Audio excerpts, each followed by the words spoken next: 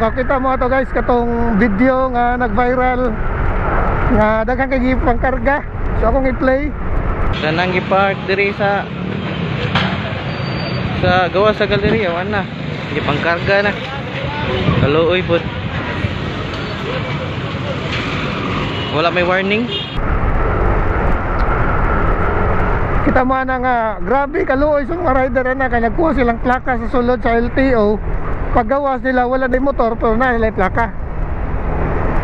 So may ika-comment ninyo ng bahina kay para na ko god paita sa to sistema no. Dili ta kapasangil sa mga workers lang po sa LTO no. Pero ang ato lang bang nagpatupad na ng mga balaod ba, nagpatuman na ng mga balaod nga wagi klaro in town kay ano in the first place dili na sayop sa mga rider nga wala sila plaka. Dayon karon nag-release lang plaka murag bulto sa kay dungan sa kay tanan. Di nagdungan po ng mga riders dito kuha kay lagi September 1 effective September 1 nakupo na mga improvised nga plate. Moto daghang kanila dito. I don't know sa unsay pinuod nga reason kung anong tuwa sila nagpark pero una na ko nakita nga rason na nabasin. Kabalo biyata nga riding community pertinda kuha.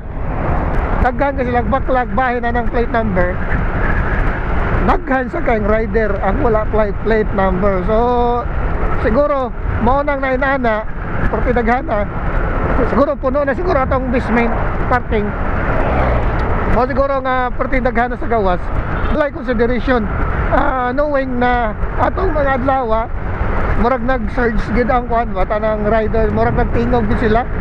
So kung ato tang una-unaon ba paita sa atong panay pang-gobyerno kay ilang palpak kita mo'y nagsagubang ba ano malang ni tao ning padagan sa atong pang-gobyerno ay pulos na malang ni kwarta kadalihok multa okay kapaitan yan ang adakpan pa itong mga igsong rider diya sa may kuan Robinson sila nag-parking sa gawas kaya nagkuha pa yung taon silang plate kaya samang gidungan-dungan sa release ni pag human og release tanan sus na sila gurto yung plaka pagawas kuha na sa motor kuya wala dakpo na sa ni kay way motor kung na plaka pagkas pagkawa naging klaro na yung ato sistema ng pamalaod labi na gid aning atong LTO non wagi problema ng mga ubang mga trabahante sa LTO mga personnel kay igor man sa sila na nagpatupad sa mga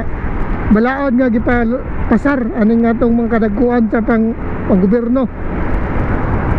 Wasa sila may mo kay kung taga sila order na manakop sila karon manakop lang lakutob sila makitaan kay man trabaho naman walang personalan pagkapait na lang yun mo na imbes dili na to sayop kita'y magbaga ba sa sayop sa pang-gobyerno saman kay labi na ng kadagkuan sa LTO way labot ng mga gagmay kay iguro po ni sila masunod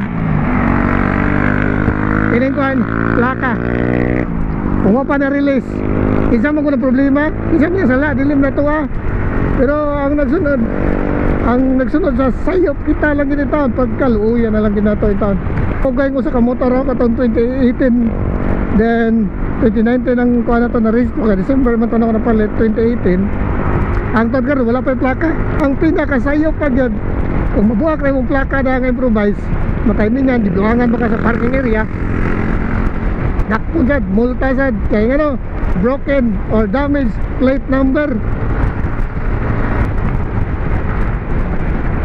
kana sus may na lang na ibiyahe yung motor atong saligan kung amat yung sakyanan kung ba yung sakyanan kaya wire registro may dakop dagang mga sakyanan nga wire registro pero sige rag sa ubas kadalanan kaya may labot sa checkpoint kung saan may makasulting yung napagilit dire dapita ba kini sa SRP dire sa SMC side dapit unahan kining may bridge tanawa magana sa dadakpan dire tanawa gini niyo kuan sa labi na sa magagian dire dapita dire ang ubang motor muso dire dapita so daghan nagidakop kay naay gamay dire nga merging line unsay tawagan ni dire ari ta mo agi mga motor ay ta mo kasipyat nga mo agi diha idakpon jud mo ari ta dire musod don't know unsay purpose kaya nga bawaan ba nako sa unaan ni dire yung slot lang ni padong dito sa Mambaling So nana siya gamay nga slot dire para musod ta.